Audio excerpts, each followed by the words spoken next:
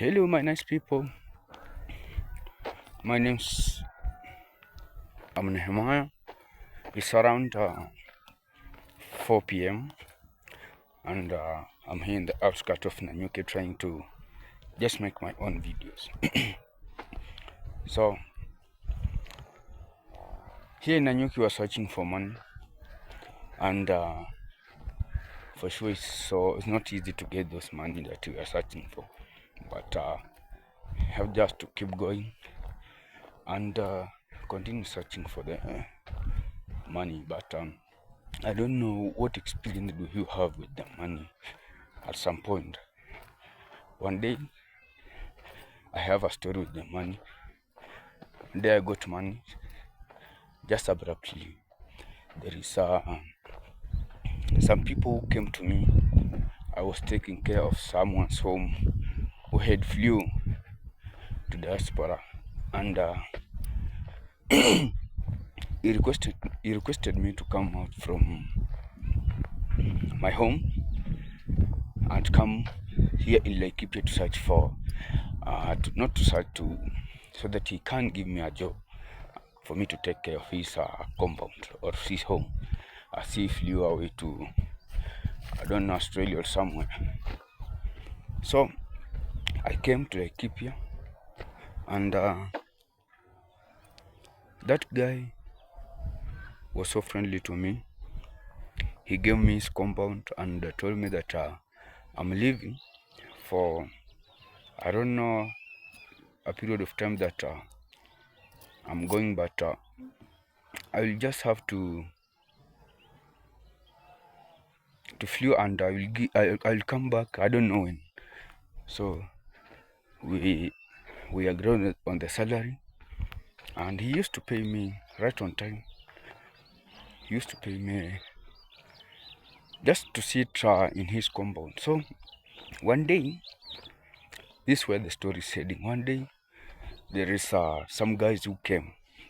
I don't know who directed me to the home I was working. So the guys told me that they were with a lorry, and I don't know what they were carrying in a lorry, inside the lorry. So they told me that they have a deal to do with me. They had carried some goats and sheep. I don't know if they had stolen somewhere, where they had come from. They told me they're from Samburu, and they were delivering those sheep and goats to someone, but they didn't agree on some terms. So told me that they can't go back with the sheep, so they're searching for someone who can take care of the sheep for some time, and then they will come back and take them and continue with their journey to sell those sheep and goats. So I told them that I can take care of your sheep, but we have to agree on some terms and conditions also. So it was to agree on the pay. Second, when are they coming back to take the sheep? But sometimes later, I came to realize that they had stolen all those sheep and goats, and the market was not available, or the market bounced back. So they had an issue with the market. So I asked them how many are the sheep. They told me that the sheep were 75. I said, okay, no problem. I let them, and I will keep it for you until when you come back. But how much are you going to pay me when you come back? We agreed on the amount, and then they went away. So one day, the following morning, it was around, they came at night. So the following morning, I started to count those cows and sheep, and the number they had told me was lower than the number of goats they had given me. So I called them to confirm the number, and because they have left me with their number, so that we will communicate on anything, anytime, any day. So I confirmed the number, and they gave me the exact number they had given me, which is lower than the number they gave me. So I said, now the deal starts. So first of all, I selected the extra number of the shift that they had given me, so that I will, when they don't remember the exact number, I will start by selling those extras. And that is exactly what I did. I selected the extras, and I took them somewhere privately where they cannot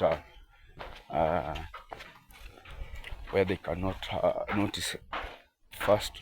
And then I started, like, when they come and they cannot recall that the number of shifts they gave me, I will sell them, and then they will have to pay me for what we agreed on. Guess what? After some weeks, those guys came. Because the compound was big, no one was coming to check on me. I was just alone in a very big farm. It was a farm, but now it was abandoned. It was abandoned. No one was working on the farm. I just had a kitchen garden where I used to plant my vegetables and something to eat. But the bigger part of the farm was just abandoned. There was no business in the farm. So I tell you what, those guys came. After they came, they came with just exact lorry they had came with earlier when they were bringing the goats and sheep. So they came, they took their property, they gave me the amount that we had agreed, and of course I had bargained the job very well, and they had agreed to offer me like good money. So they paid me, and it was on the starting of a new month where my boss used to pay me. So my salary also came through, and for that time I had good money that I had not touched for like since I was born. I was so happy to have those money, and they entered even my brain, and I could not even think. I only sent to my family 2,000 Kenyan shillings, and the remaining one, what I did with it is just a story. So as I was in Laikipia, Nanyuki, I tell you that I'm used to this town, and right now I have money. I can no longer stay here. I want to change I left the job immediately, and I didn't tell my boss that I'm out, because it was difficult even for him to realize, because no one used to come to that compound. I was just alone and alone. So I said, now I want to explore this northern part of Kenya. I started with I said, now I want to go to Isiolo. I want to know how Isiolo looks like.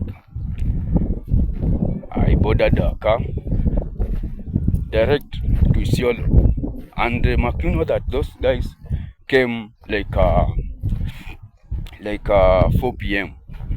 They collected their nene for about 1 hour, and then they left. So I was boarding matatu at around 7 p.m. I went to Isiolo. I went to a club.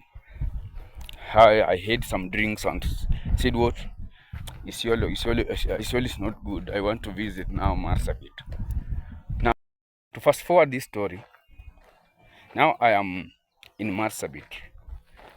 I have squandered. I found myself at around 6 p.m., 5 p.m., drunk in a trench with only my phone and around 5,000. And you know that I had around 100,000 when I was in Nanyuki. Just in one day, I had used almost 70 something thousand, and what I used on was just women, because no beautiful women was to pass across me without me saying hi to her. And if he can cooperate enough and listen to my plea, I was even ready to undress his pants. So, what is my point? For us people who come in town, more so by bus, look for money, we are in we are in danger situations in that Makuna that if I had used to money, I would have been seeing those 100 like and 90 plus K that I touch. I would have seen them like a little money, and I would have just been comfortable with them. Eh? Like I wouldn't have done those things that I had done with those money. It would have helped me somewhere. If I ask him sometimes if I would have invested those money, even in such a small investment, right now I will not be struggling here in town. I'll be a step somewhere. But now, you see, okay. The second lesson I learned was that if you are poor or if you have nothing and you get money, it can easily kill you.